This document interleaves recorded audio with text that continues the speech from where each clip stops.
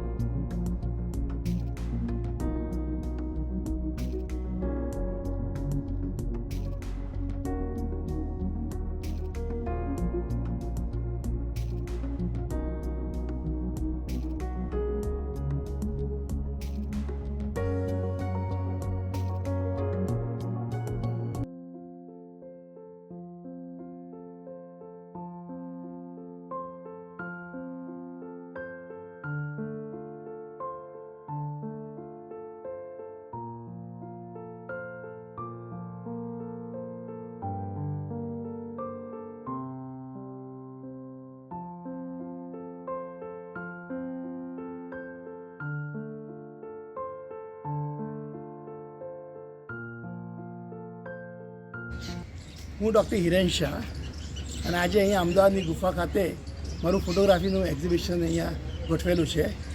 એનું ટાઇટલ છે Kyrgyz kaleidoscope. કિર્ગિસ્તાનના અમારા પ્રવાસ દરમિયાન લીધેલી આ તસવીરોનું અહીંયા પ્રદર્શન ગોઠવ્યું છે. આમ તો કિર્ગિસ્તાન નાનો અમથો દેશ છે, ગુજરાત રાજ્ય એટલું ક્ષેત્રફળ છે, પણ વસ્તી એના કરતાં 10% એટલે 60-80 લાખની જે વસ્તી છે એમાં મેઇનલી બધા ભરવાડ અથવા પશુપાલન વ્યવસાય સાથે સંકળાયેલા લોકો વધારે છે, કારણ 80% પ્રદેશ પહાડી છે. હવે આ જ પ્રવાસ દરમિયાન અમે જે જગ્યા અમે ફર્યા, જે જનજીવન જોયું, જે ભૌગોલિક સ્થાનો પર અમે પ્રવાસ કર્યો અને જે રીતે તેની જે સંસ્કૃતિ સાથે લોકો જોડાયેલા જે બધા પ્રવૃત્તિઓ કે રમતો માણી, એનું આ ફોટોગ્રાફીમાં પ્રદર્શન થાય છે.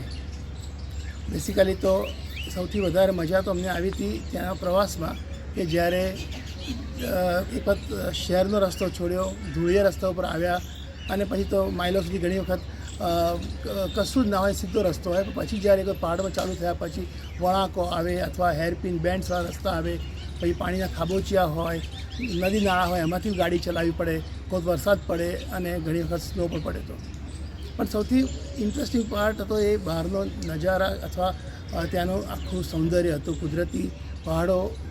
અને સૌથી મને ગમેલી વસ્તુ હતી એ ત્યાંના વાદળો. દર 1 માઇલે એવું કહીએ કે ત્યાંના વાદળો રૂપ બદલતા હતા અને સાઇઝ બદલાતી હતી.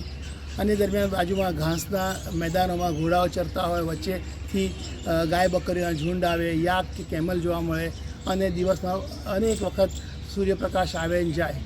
આ બદલાતા જે રંગ હતા, જે એનું રૂપ હતું, એ મને કેલિડોસ્કોપની યાદ આપતું હતું. કેલિડોસ્કોપ એટલે જ્યારે થોડું એને ટર્ન કરીએ અને આખો એનો આકાર બદલાઈ જાય, રંગ બદલાઈ જાય, એનું આખું જે છે એ ભૂમિતિ બદલાઈ જાય, એવી રીતે અહીંયા થોડા અંતરે આખું અમને અલગ અલગ દ્રશ્યો જોવા મળતા હતા. તો આ છે મારું કિર્ગિઝ કેલિડોસ્કોપ. અંદર 15 મેં અંદર ગ્રુપ્સ કર્યા છે. એમાં લેન્ડસ્કેપ્સ છે, ટ્રેડિશન્સ છે, કલ્ચર છે અને લોકજીવન એમાં ચતું થાય છે. ત્યાંનું ઘરો જોવા મળે છે, ત્યાંના ઘોડાઓ જેમનું અવિભાજ્ય અંગ છે એ પણ જોવા મળે છે અને સાથે સાથે ત્યાંની રમતોનું પણ એકદમ ઉન્માદવાળા દ્રશ્યો આપણને જોવા મળશે.